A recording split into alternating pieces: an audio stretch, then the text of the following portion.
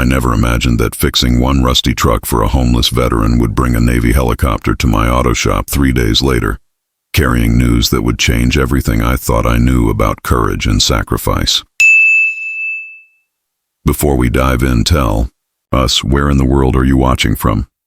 If you enjoy stories like this, make sure to hit that subscribe button, because tomorrow's episode is truly mind-blowing. Let's get started. My name is Delilah Chen, and I've been covered in motor oil since I was old enough to hold a wrench. At 34, I'm the third-generation owner of Chen's Auto Repair in Bakersfield, California, a shop that's been fixing cars and changing lives since my grandfather opened it in 1963. The faded sign out front still bears his original promise: honest work, fair prices, veterans always welcome. That last part has cost me more than I care to admit. While other shop owners focus purely on profit margins, I've maintained my grandfather's tradition of never charging veterans for basic repairs. It's a policy that drove my ex-husband crazy and currently has me 3 months behind on the mortgage, but it's also the reason I can look at myself in the mirror every morning. The shop sits on a busy corner of Chester Avenue, sandwiched between a tire store and a Mexican bakery that fills the air with the smell of fresh bread every morning.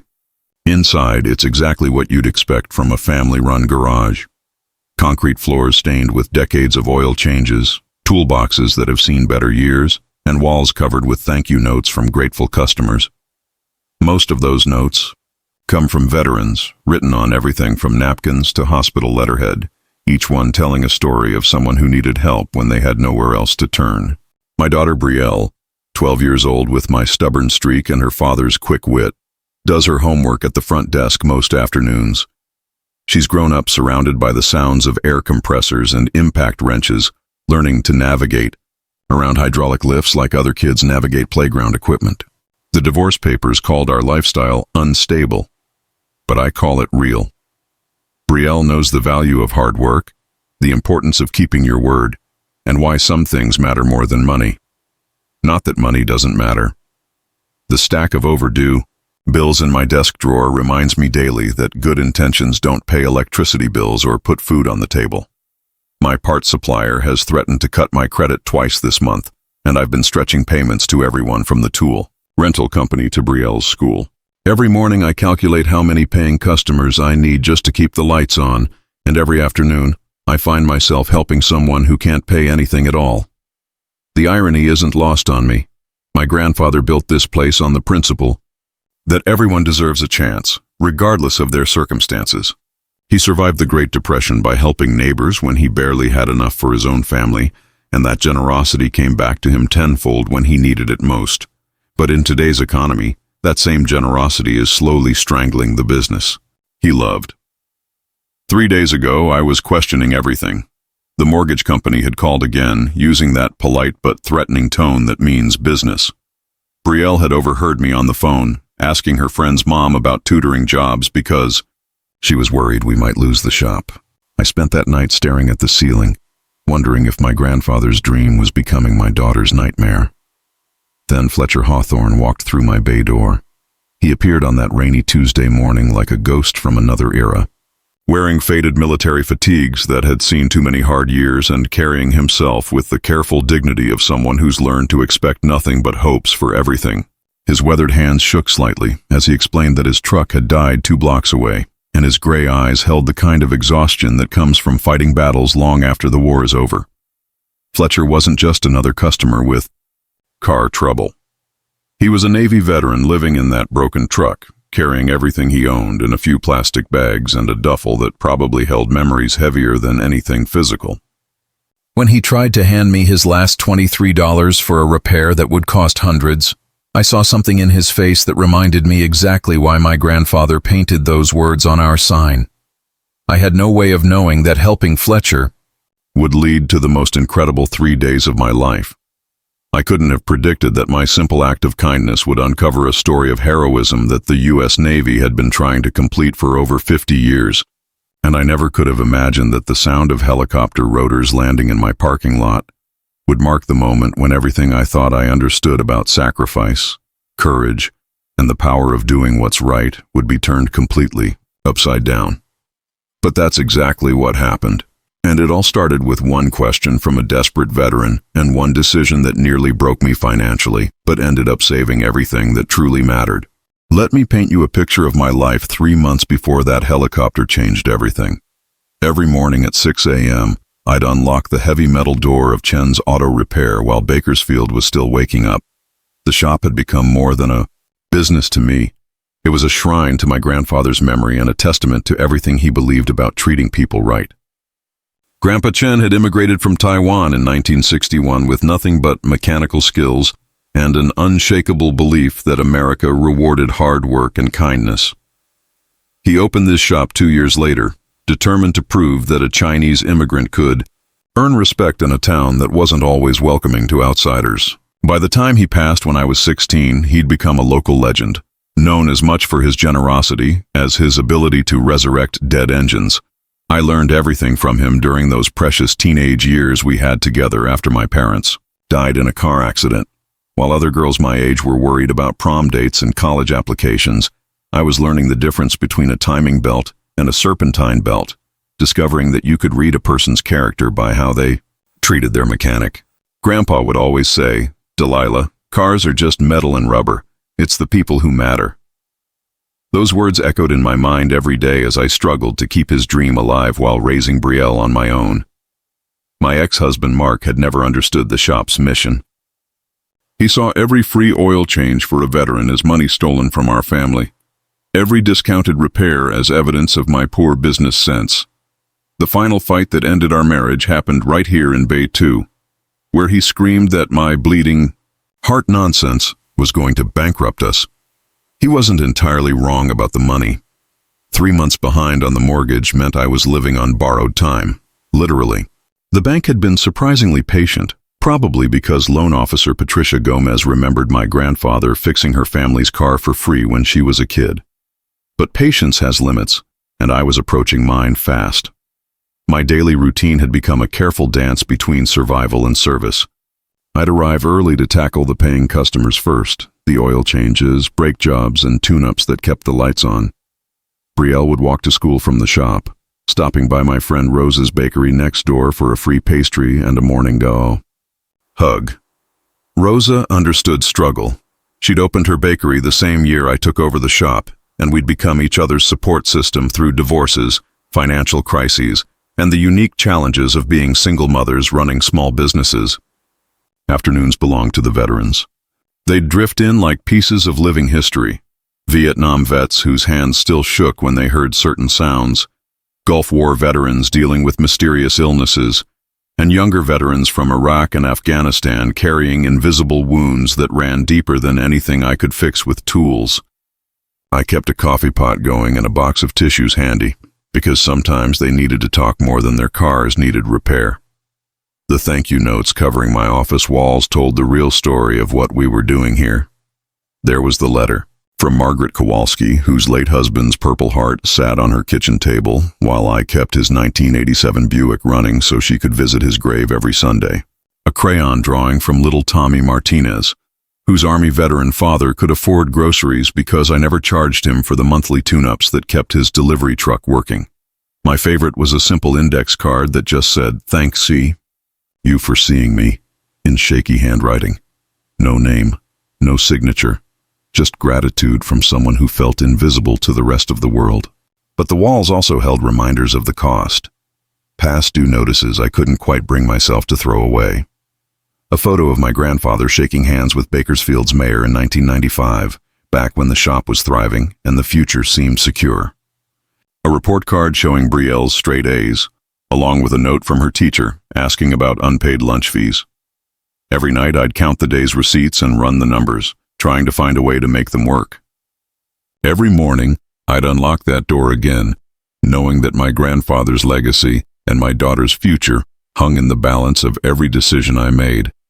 I had no idea that Tuesday morning in November would test everything I believed about right and wrong, or that helping one forgotten veteran would lead to the most extraordinary 3 days of my life.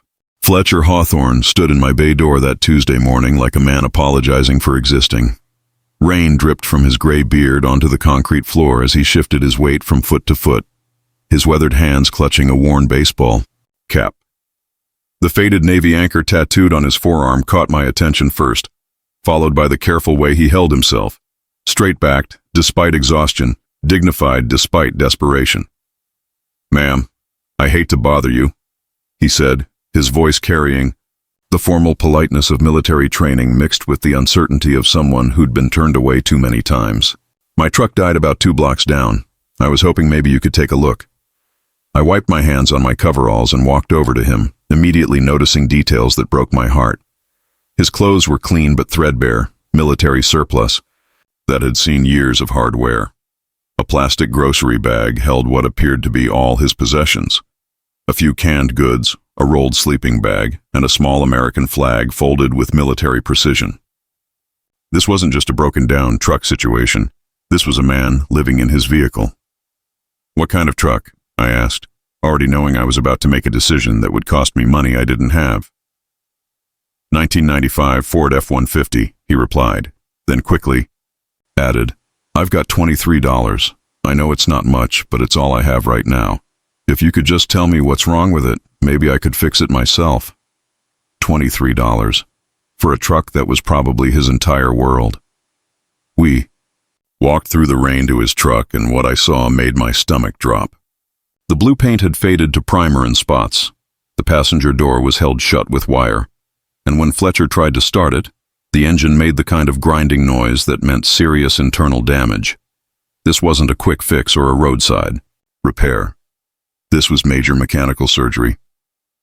"How long have you been living in it?" I asked quietly. Fletcher's shoulders sagged, and for a moment the military bearing cracked. 4 months. Lost my apartment when the medical bills got too high.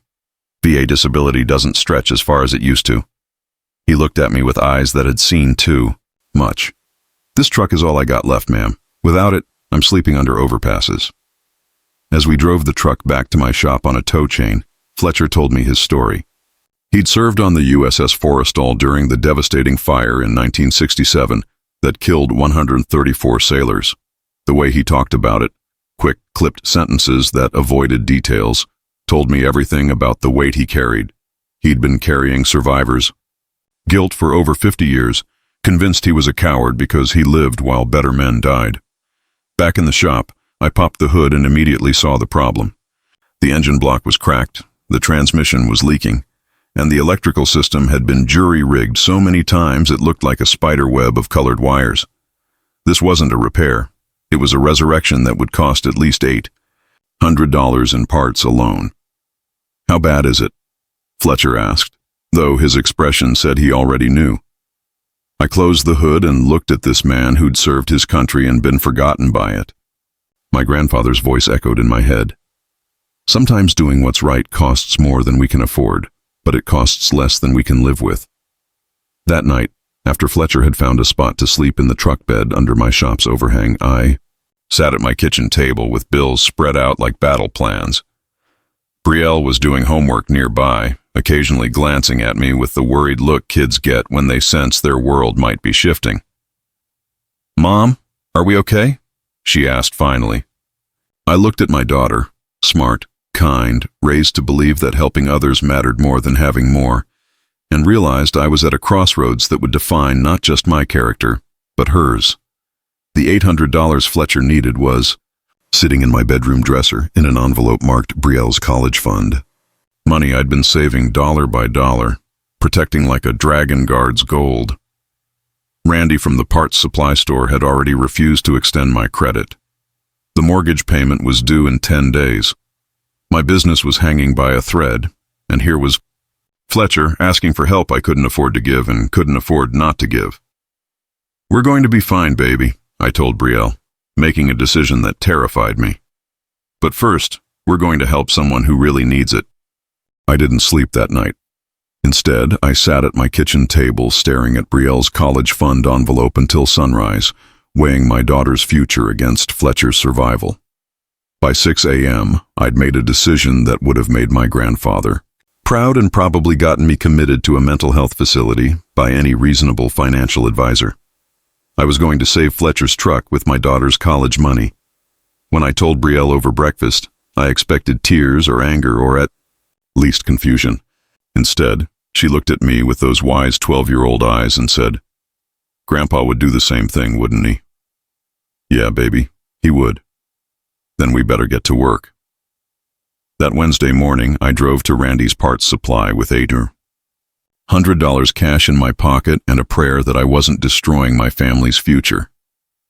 Randy counted the bills twice, shaking his head like he couldn't believe I was paying cash for parts to help a homeless veteran. "You know this is crazy, right?" he said, loading engine components into my truck. "Probably," I admitted, "but it's the right kind of crazy." Back at the shop, I found Fletcher sitting beside his truck, staring at it like he was memorizing every dent and scratch. When I started unloading the new parts, his face went through about 6 different emotions before settling on something between gratitude and disbelief. "Ma'am, I can't let you do this," he said, standing up so fast he knocked over his coffee. "Yup, I got no way to pay you back." "Fletcher, you already paid," I told him, hefting the new engine block. "You served our country. You put your life on the line for people you'd never meet. That's payment enough for a lifetime." The next 3 days became a marathon of mechanical resurrection. I worked from dawn until well past midnight, with Brielle doing homework at the front desk, and Fletcher helping however he could despite his arthritis-stiff hands. What started as a repair job became something deeper, a healing process for all 3 of us. Fletcher had stories that brought history to life. He told Brielle about navigating by stars during night watches, making fractions fun by explaining how sailors calculated positions using degrees and minutes. She was fascinated by his tales of shipboard life, the camaraderie among sailors, and the incredible machinery that kept aircraft carriers running. "Your mom reminds me of my old commanding officer," Fletcher told Brielle one evening as I worked under the hood. "Lieutenant Commander Warren Strickland. He never left a sailor behind, no matter what it cost him. Made sure everyone got home safe." But it was during those long night hours that Fletcher opened up about the Forrestal fire. The way he described it, you could smell the smoke and feel the heat. July 29th, 1967, started as a routine morning launching aircraft over Vietnam. Then, a rocket accidentally fired across the flight deck, igniting fuel and setting off a chain reaction of explosions. "I was just a machinist's mate," Fletcher said, his voice getting quiet. "But when that fire started spreading, something took over. I kept running back for guys who were trapped. Pulled 12 sailors out of compartments filling with smoke. Didn't think about it, just did it." "That sounds pretty heroic to me," Brielle said. Fletcher shook his head. "Heroes are the ones who didn't make it out. I just got lucky." By Friday morning, the truck was purring like a contented cat. New engine, rebuilt transmission, electrical system that actually followed proper wiring codes. Fletcher sat behind the wheel with tears streaming down his face, listening to his home run smoothly for the first time in months. "I don't know how to thank you," he said, trying once again to hand me his last $23. "You don't need to thank me," I replied. "You just need to take care of yourself. Maybe find some other veterans who need help. Pay it forward." Fletcher nodded, wiping his eyes with the back of his sleeve. "I'll do that, I promise." As he prepared to drive away, none of us knew that his story of survival and heroism was about to take the most extraordinary turn. We had no idea that someone had been looking for Fletcher Hawthorne for over 30 years, or that our simple act of kindness was about to intersect with forces far beyond our small California auto shop. The sound of helicopter rotors was still 24 hours away, but the miracle was already in motion. The sound hit us first, a deep rhythmic thumping that made the windows of my shop rattle and sent every car alarm on Chester Avenue into a frenzy. Brielle looked up from her math homework, pencil frozen in mid-calculation, while Fletcher stopped, adjusting his rearview mirror, and went completely still. "Is that what I think it is?" I asked, stepping out from under the hood of a Camry I'd been tuning. The Navy Seahawk helicopter appeared over the roofline of Rose's Bakery like something from a movie, its rotors whipping dust and debris into spirals as it descended toward my parking lot. Customers from the tire shop next door spilled onto the sidewalk, phones already out and recording. Fletcher sat frozen behind the wheel of his restored truck, staring at the approaching aircraft with an expression I'd never seen before. Part terror, part recognition, part disbelief. The helicopter touched down with precision that spoke of Military training, its rotors slowly winding down as a crowd gathered from blocks around. Two officers in dress blue uniforms emerged first, their ribbons and medals catching the California sun.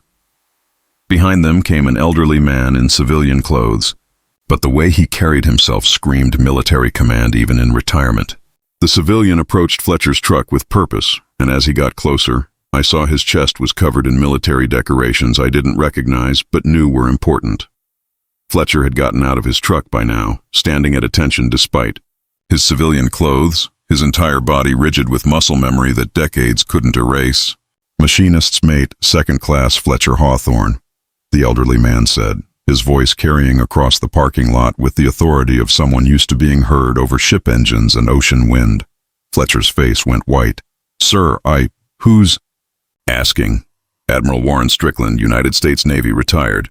I believe you saved my life on July 29th, 1967. The words hung in the air like a bomb waiting to explode. Fletcher's knees buckled, and I moved to steady him, but he caught himself against his truck's hood. Around us, the crowd had gone completely silent, sensing they were witnessing something extraordinary. "Admiral Strickland?" Fletcher's voice was barely a whisper. "Sir, you died in that fire. I saw the compartment collapse. I couldn't get back to you." The Admiral smiled, tears streaming down his weathered cheeks. "Son, you pulled me out of that compartment unconscious and carried me to safety. You went back 11 more times for other sailors. You saved 13 lives that day, including mine." Fletcher was shaking his head violently. "No, sir, that's not right. I was a coward. I ran. I survived when better men died." Petty Officer Hawthorne, one of the uniformed officers, stepped forward, holding a blue box I recognized from military movies. "You were awarded the Navy Cross for extraordinary heroism during the USS Forrestal fire. The medal was approved in 1968, but you had left the service and couldn't be located." Admiral Strickland took the box and opened it, revealing a medal that caught the light like a star. "Fletcher, I've been looking for you for 30 years. Every veteran database search, every military reunion, every missing sailor inquiry. You disappeared after your discharge, and we never stopped trying to find you." "I don't understand," Fletcher whispered, but he was starting to cry now, 50 years of grief and guilt finally beginning to crack. "You saved my life, Admiral," Strickland repeated, stepping closer. "You saved 12 other lives. You ran into fire and smoke and explosions not once, but 13 separate times. You're not a coward, Fletcher.